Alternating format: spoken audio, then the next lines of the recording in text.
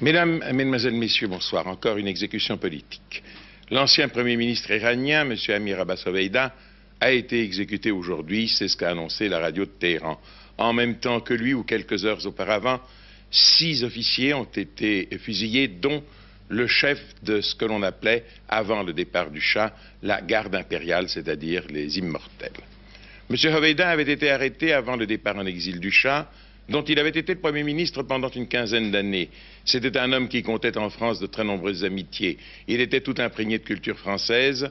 Il avait fait chez nous une bonne partie de ses études. Hier, FR3 avait diffusé une interview émouvante à plus d'un titre de M. Oveida, réalisée dernièrement dans sa prison dans le centre de Téhéran. Avant de vous retracer la vie d'Amir Abbas Oveida, voici un extrait de l'interview. Monsieur Oveida, est-ce que vous vous sentez la victime expiatoire à travers laquelle on essaie de juger tout un système? Oui, ou même dans quelles conditions je suis. C'est pas la peine que vous me posiez des questions. C'est simplement pour vous permettre de dire quelque chose qui sera entendu.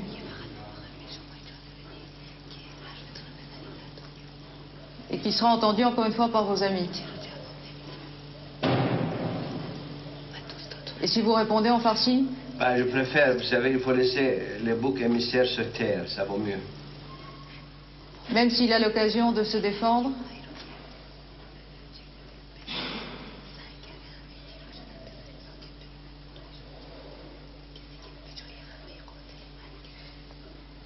Mais c'est le Shah qui vous a mis en prison, ce n'est pas le régime? Oui, je suis en prison depuis 6 mois. Exactement. Pourquoi pensez-vous que le Shah lui-même ait décidé de vous mettre en prison? Allez lui poser la question, je crois qu'il doit être mieux adapté que moi pour vous répondre. Qu'est-ce que je peux vous dire? On a certainement voulu faire un bouc émissaire de moi. C'est en 1965 que M. Oveida avait été nommé Premier ministre d'Iran par le Shah pour le rester pratiquement pendant 13 ans.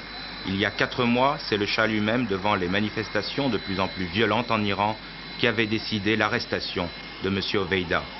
Depuis, l'ancien Premier ministre n'a pas quitté sa prison jusqu'au 16 mars dernier. C'est effectivement dans la nuit du 16 mars qu'un comité révolutionnaire avait requis la peine de mort après un procès sans avocat et sans observateurs étrangers. Mais devant les pressions internationales, l'actuel Premier ministre d'Iran, M. Bazargan, avait réussi à obtenir de l'ayatollah Khomeini la suspension de l'exécution de l'ancien Premier ministre, rendue pourtant effective cet après-midi vers 18 h, toujours par décision des comités révolutionnaires et sans que cette fois ni M. Bazargan ni l'ayatollah Khomeini lui-même n'aient pu intervenir. Pour le moment, je crois qu'un mot de plus serait un mot de trop. Deuxième journée du congrès du Parti socialiste. Hier soir, François Mitterrand et Michel Rocard avaient rappelé chacun sa position, des positions donc qui demeurent différentes. L'objectif du congrès, vous le savez, c'est toujours de trouver une synthèse entre les propositions des différents courants qui composent le Parti socialiste. Cet accord, cette synthèse semble ce soir difficile à obtenir. En tout cas, selon nos envoyés spéciaux, la journée n'aurait rien apporté qui puisse favoriser les relations entre les différents leaders du PS. Un congrès, selon l'expression consacrée, c'est une grande messe politique, mais ça peut être aussi, Daniel Grand-Clément, une pièce de théâtre au rebondissement inattendu. C'est vrai que le congrès de Metz est un drame à 4 personnages. Avec un grand premier rôle d'abord, François Mitterrand. Il est sûr de lui, invite les autres à le rejoindre, mais après 2 jours de congrès, il n'a pas vraiment fait de pas dans leur direction, et même, la salle trouve quelquefois que ses avis, que ses amis sont trop abrupts. Autre personnage, le jeune premier, Michel Rocard. Lui non plus, il ne bouge pas et s'apprête tranquillement à devenir le leader d'une minorité. Pourtant, là encore, quelques-uns de ses compagnons, Gilles Martinet ou Dominique Tadei sur ces images, sont un peu moins intransigeants et mettent plus de souplesse dans leurs propos. Mitterrand et Rocard symbolisent aujourd'hui 2 lignes politiques qui auront du mal à se rejoindre. Les autres personnages, ils sont moins puissants, mais c'est d'eux que dépend le dénouement de l'intrigue. Jean-Pierre Chevènement et le CRS d'abord, plus grand-chose ce soir ne semble le séparer de François Mitterrand.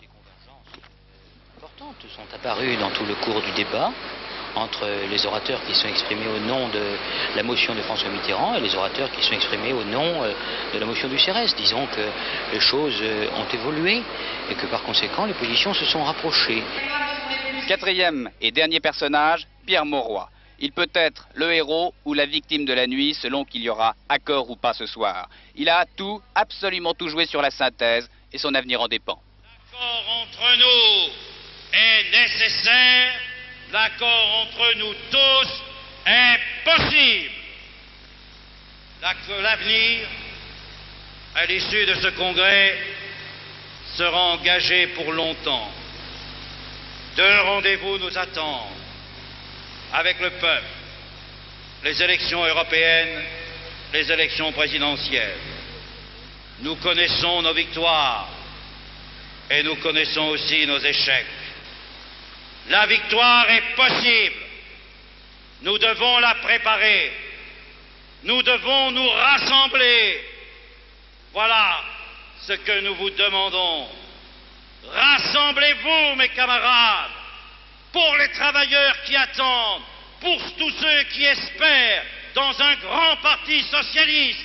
Rassemblez-vous pour permettre au socialisme demain de triompher.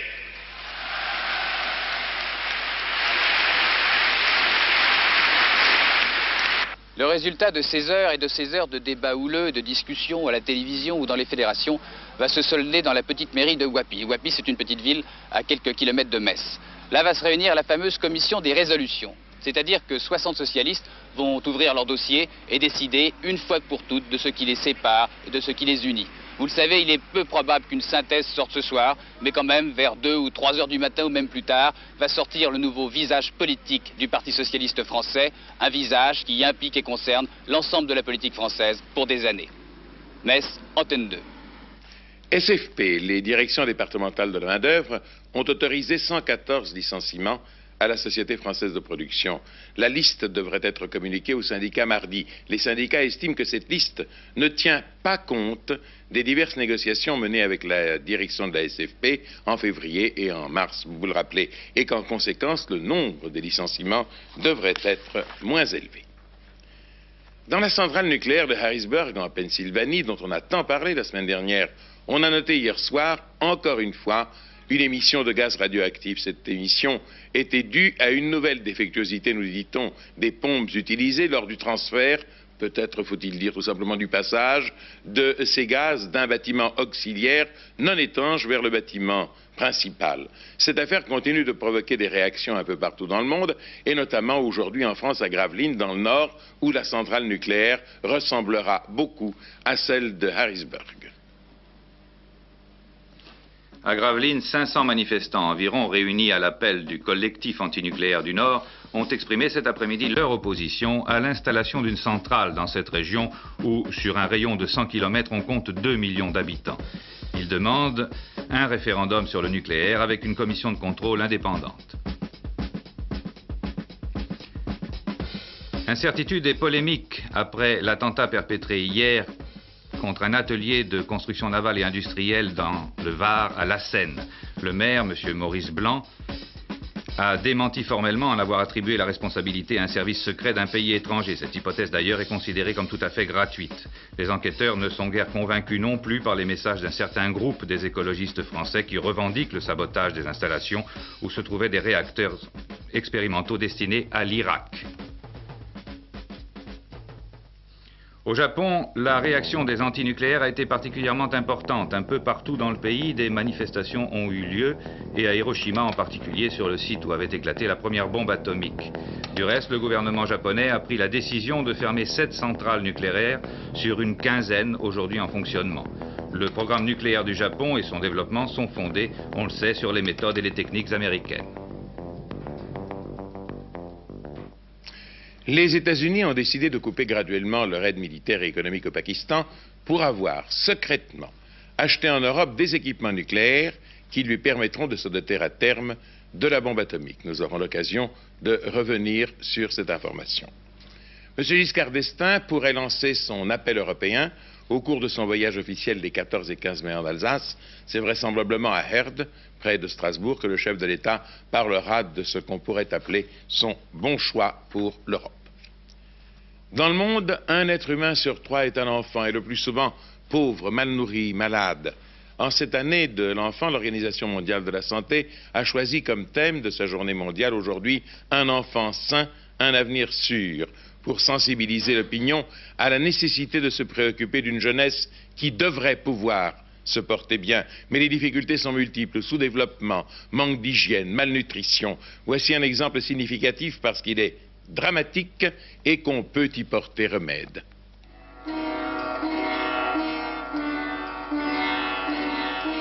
Pauvre, donc mal nourri, donc aveugle. Cela se passe en Inde, là où quand la malnutrition ne tue pas, elle peut empêcher de voir. Coupable, les carences alimentaires. Responsable dans ce cas précis, l'absence de vitamine A nécessaire pour une bonne vue. Sur 1 million d'enfants gravement dénutris, 900 000 mourront après le sevrage entre 1 et 5 ans et les 100 000 autres survivront, mais aveugles s'ils ne sont pas soignés à temps, c'est-à-dire correctement alimentés. Ce n'est pas seulement un problème de quantité de nourriture.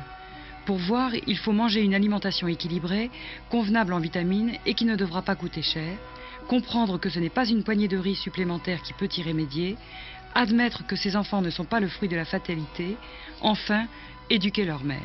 Cela commence souvent dramatiquement à l'hôpital. Chaque jour, des centaines de mères viennent à la consultation avec la conscience vague que leur enfant ne va pas bien et que, dans ce lieu de santé, les hommes de l'art peuvent tout. Mais il est souvent trop tard, certains enfants sont déjà condamnés, d'autres ne pourront jamais récupérer la vue. Chaque fois, le scénario est le même. L'enfant est chétif, sa croissance dérisoire et il faut le soigner des pieds à la tête, œil compris. Le médecin tentera en urgence une piqûre sauvetage d'un cocktail de vitamines, coup de fouet avant que l'on mette en chantier une véritable éducation alimentaire. Hors de l'hôpital, des démarcheuses de santé vont de porte en porte surveiller les enfants, expliquer aux femmes la nécessité de la vitamine A, bonne pour la vue. On leur dira quels sont les légumes où on la trouve et on leur apprendra comment les préparer. Désormais, l'éducation est enclenchée, la prise de conscience est faite. Dans ce village, on pèse régulièrement les enfants pour surveiller leur croissance. Et les mères savent maintenant rajouter au menu les légumes verts porteurs de vitamine A, de santé, de bonne vue. Ici, la lutte paraît gagnée pour quelques-uns. On éduque, on comprend, on applique. Mais ailleurs, dans le village d'à côté ou dans un autre pays pauvre, tout reste à faire. C'est un vaste programme étalé sur 20 ans que met en chantier l'Organisation mondiale de la santé pour sauver les yeux menacés de 100 millions d'enfants de 1 à 5 ans dans le tiers-monde. Un programme qui n'exigera que quelques millions de dollars et qui pourrait se traduire par dépister, éduquer, cultiver. Je vous disais tout à l'heure que dans le monde, un être sur 3 est un enfant. Ça devrait être une réflexion source de joie. Mais quand je vois un reportage comme cela, ce n'est plus une source de joie. Nous passons au sport. Demain, Paris-Roubaix cycliste. Départ à 10h20 de Compiègne. 260 km de course et au total une cinquantaine de kilomètres, un peu moins de pavés. Les favoris sont Moser, vainqueur l'an dernier, de Vlaming, plusieurs fois vainqueur, de Meyer, une fois vainqueur il y a 3-4 ans, et le Hollandais volant Jan Raas. Quant à Bernard Hinault, qui a reconnu avant-hier avec son équipe les 100 derniers kilomètres de la course, va-t-il revenir dès demain au tout premier rang? Les grilles du château de Compiègne ne retiendront pas longtemps le flot des 180 coureurs de la plus ingrate, de la plus injuste des classiques. N'a-t-on pas dit d'ailleurs que Paris-Roubaix était pavé de mauvaises intentions? Alors, il passe par Kévy, ça va, la route de Savoie, ça va, et puis après ça va sur... c'est la route, quoi. De Nevilly au kilomètre 106, sectionné en petits tronçons, soit 48 km de sang de pavés, de boue, bref, l'enfer du Nord. Je ne fais pas la continuer, je fais 22 km tous les jours, quoi. Alors sur une année, ça fait à peu près 5000. Et vous avez presque les jambes pour faire Paris-Roubaix, hein? Presque. Malgré que je ne suis pas gros. L'idéal, être assez lourd pour adhérer et éviter les secousses sur les pavés. Être adroit pour négocier les courbes et rouler sur les bas-côtés. Être enfin un véritable athlète, muni d'un matériel solide, capable de supporter les trépidations. Un profil type assez proche de celui de Bernard Hinault, ici en repérage. On essaye de prendre des points de repère pour rentrer le plus vite possible dans les pavés et autant que possible dans les premiers. En ce moment, on dit que les coureurs français ne connaissent plus leurs classiques. Qu'est-ce que vous en pensez? Vous vous sentez concerné? Non, je crois qu'il faut pas penser ça parce que on en voit la preuve, c'est que les Français sont quand même là depuis un certain temps. Donc autour des Flandres, Tibi est quand même placé. Bon, hier, moi, j'y suis encore placé. Et je pense que si le temps se maintient et qu'il n'y a pas de pluie ni de plus mauvais temps vraiment pour Paris-Roubaix, il est possible qu'il y ait plusieurs Français qui soient placés. Un carré de favoris. Francesco Moser, l'Italien, vainqueur l'an dernier. Roger de Vlaminck, le roi des Gitans, record des victoires. Race, Marc de Meyer. Plus loin peut-être, Thurau, Kuiper, Godefroy, Zottmelk, Vandenbroek, Hinault. Bien, la stratégie, je crois que c'est difficile d'avoir une véritable stratégie, sinon que d'essayer d'arriver le mieux placé à l'entrée des pavés, et ensuite trouver la meilleure bande de roulement, et surtout rester dans les 5 ou 6 premiers, de façon à éviter tous les pièges, c'est-à-dire les trous, les endroits où il manque des pavés, les endroits où il y a de la boue, ça devient glissant. Aujourd'hui, Paris-Roubaix est peut-être à la fois un monument historique et un chef-d'œuvre en péril. Le bitume prenant d'année en année le pas sur les pavés. En tous les cas, une très grande course cycliste. Passons aux courses de chevaux. Demain à Longchamp, 6 des 7 épreuves du programme sont réservées aux poulains et pouliches de 3 ans, dont le prix Greffule, qui ouvre la série de ce qu'on appelle les poules de produits, c'est-à-dire les courses où les chevaux sont engagés presque à leur naissance. Le tiercé aussi sera réservé aux 3 ans. Le prix du Bel Air, 1850 mètres, grande piste. Le terrain est devenu sensiblement meilleur que la semaine dernière. Le gazon est d'un beau vert, presque pimpant. Les pistes, sans être fermes, devraient être bonnes. Et cette question de terrain est particulièrement importante pour les pur sang. C'est ce terrain meilleur qui a conduit Pierrette Bresse à faire sa liste de favoris qu'elle m'a communiquée et que je vais vous commenter. Eh bien, Pierrette, donnez-nous nos pronostics. Pierrette nous donne d'abord le 8, Picarone, qui est un poulain mal connu. Ensuite, Liki Liki, qui fait sa rentrée, mais qui a de bonnes performances l'année dernière à 2 ans. Ensuite, le 10, Happy Bunny, qui a déjà couru 2 fois cette année, mais mieux pour sa rentrée que pour sa sortie la plus récente. Ensuite, le 3, Djemal Pacha, qui est un poulain de classe sûrement, et qui porte un poids pas trop élevé, 53-54 kilos. Ensuite, le 19, Routier, qui est le renseignement, c'est le tuyau qui court les centres d'entraînement. Ensuite, Diatingo, le 9, et le 12, April Queen, ce qui donne, résumons-le, 8, 15, 10, 3, 19, 9, 12, encore 24 heures, et nous saurons si Pierrette nous a donné un nouveau tiercé. Je viens de vous parler de poulains et de pouliches de 3 ans, c'est ce qu'on appelle en termes hippiques l'âge classique. Au-dessus, on parle déjà de chevaux d'âge. Lorsqu'un cheval n'a qu'1 an, on l'appelle un yearling. Lorsqu'il vient au monde, on l'appelle un foal. La naissance d'un cheval de course, c'est quelque chose de merveilleux et d'émouvant. Je vous invite à suivre de très belles images, je crois.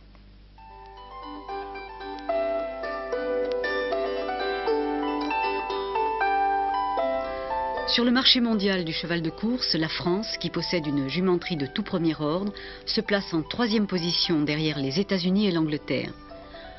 Ce qui fait la qualité d'un pur sang anglais, ce sont ses origines. Malheureusement, trop souvent, nos éleveurs ont pris la mauvaise habitude de vendre à l'étranger nos meilleurs étalons.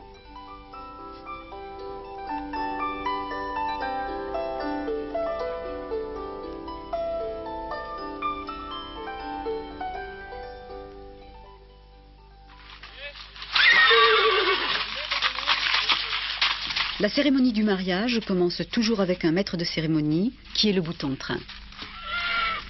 Quel est le rôle du bouton de train exactement? Uniquement de détecter les chaleurs de la jument, c'est-à-dire que l'odeur du mâle correspond beaucoup à celle de l'étalon qu'elle va rencontrer, et la jument se laisse plus ou moins faire selon ses aptitudes à être fécondée ou non. Pendant la saison de monte, un étalon saillit quelquefois plus de 60 poulinières, et pour éviter tout accident, la jument est entravée et tenue en main. La jument qui va pouliner, en général, se prépare de la manière suivante, c'est-à-dire qu'elle tourne dans le box, gratte, a quelques signes de colique, et ensuite elle se couche, se relève, se recouche 2 ou 3 fois. Puis, à un certain moment, nous voyons la poche des os se présenter à l'arrière de la jument. Et ensuite, nous avons les pattes du poulain sortir, les antérieures et la tête. Il est nécessaire de la surveiller et il est nécessaire peut-être de l'aider au moment des passages difficiles, c'est-à-dire quand le poulain présente les épaules et la cage thoracique. Je ne sais pas si elle souffre, mais en tout cas elle souffle énormément, étant donné que c'est un travail assez ardu. Mais la joie de cette jument après qu'elle ait eu son poulain montre qu'en fin de compte, elle ne sent peut-être pas la douleur comme les humains peuvent la sentir.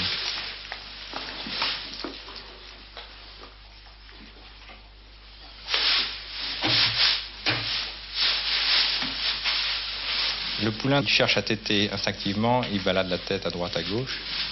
Et au bout d'une bonne demi-heure, il essaye de se lever, poussant sur ses antérieurs, et retombe à peu près une vingtaine de fois avant de trouver son équilibre très précaire. Une fois qu'il a trouvé cet équilibre, il se dirige instinctivement vers sa mère et cherche à ce moment-là les mamelles. Ça aussi, c'est un travail assez long, puisqu'il doit tourner autour de la jument, qui essaye de l'aider. Puis quand il a trouvé les mamelles, il faut bien compter encore une bonne heure. C'est-à-dire qu'un poulain ne se lève et ne tète sa mère qu'au bout de 3 à 4 heures après le poulinage. Et il sort tout de suite dans la nature, dehors? Eh bien, le lendemain, généralement, nous le mettons un quart d'heure, selon le temps, nous le mettons un quart d'heure, 20 minutes avec sa mère, tout seul, dans un paddock séparé des autres juments. Et le surlendemain, il ira progressivement 2 ou 3 heures. Et au bout de 3-4 jours, il ira pendant 8 heures, si le temps le permet, toute la journée.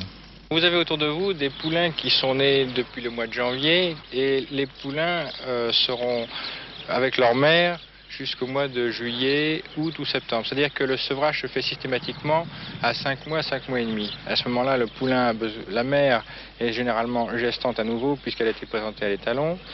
Et le poulain se nourrit exclusivement d'herbes, d'avoine et de compléments minéraux.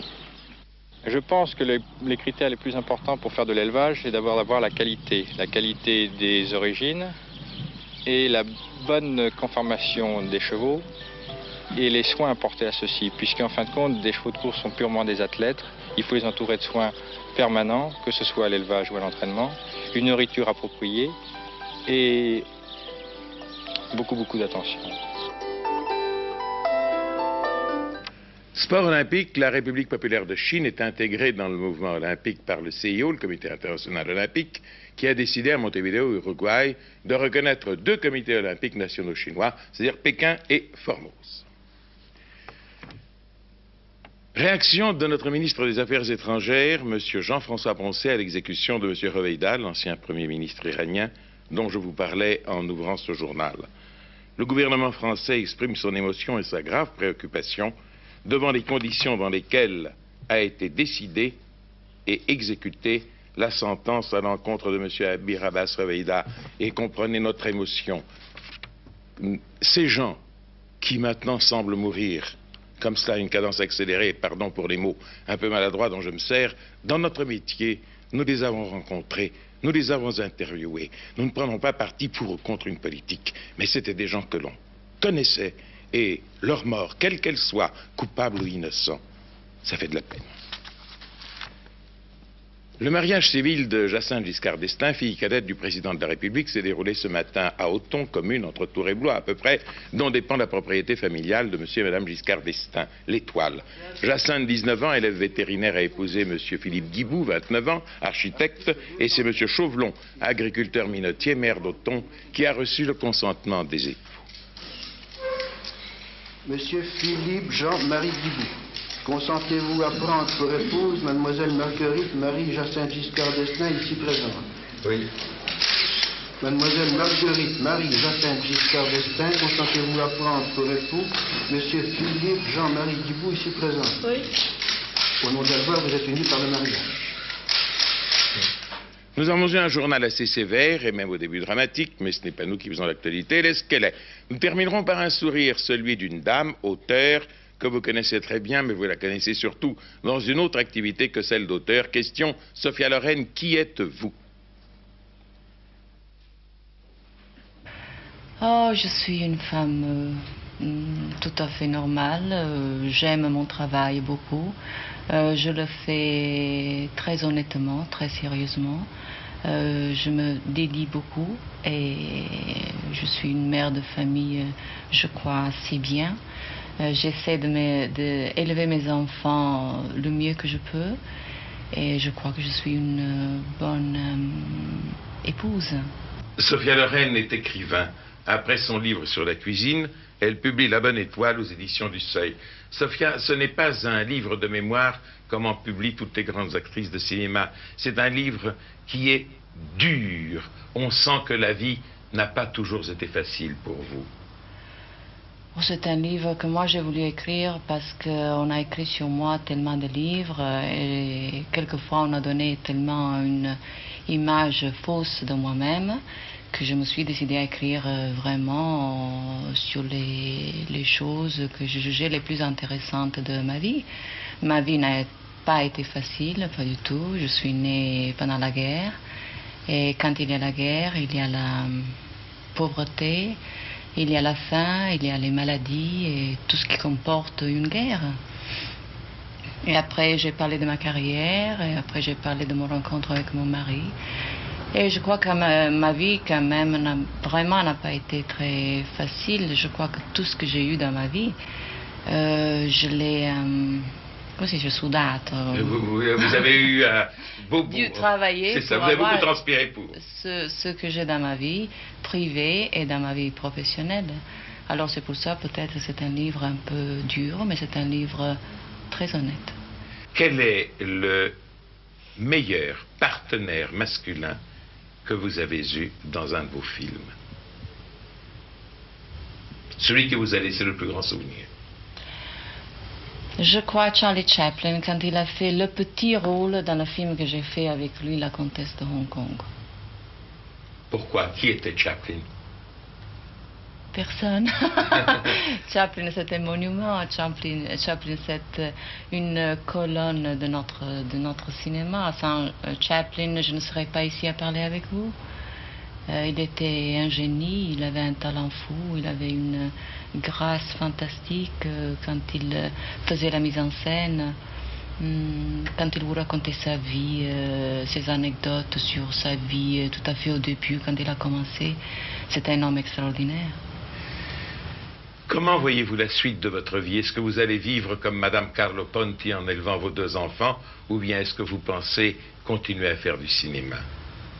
Oh, écoutez, j'essaie toujours de faire les deux le mieux possible. Moi, j'aime beaucoup mon travail et je ne crois pas que je pourrais vivre sans mon travail, ce n'est pas possible. Mais si un jour je devrais décider pour une chose ou pour l'autre, ça va sans dire que je décide pour ma famille, bien sûr. J'ai une rectification à faire à propos de la SFP. Les directions départementales de la main-d'œuvre ont autorisé 414 licenciements et non pas 114 licenciements.